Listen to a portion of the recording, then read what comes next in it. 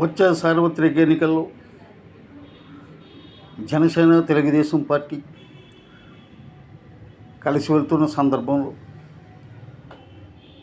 ఈ రోజున ఇప్పుడు తాజా సమాచారం ప్రకారం జనసేన పార్టీ 2 స్థానాలు ఆ పార్టీ అధినేత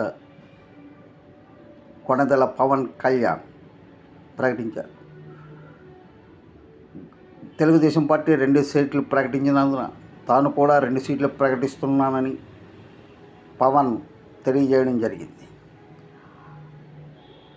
ప్రకటించిన వాటిలో రాజోలు, రాజానగరం జనసేన అభ్యర్థులు పోటీ చేస్తుందన్నారు.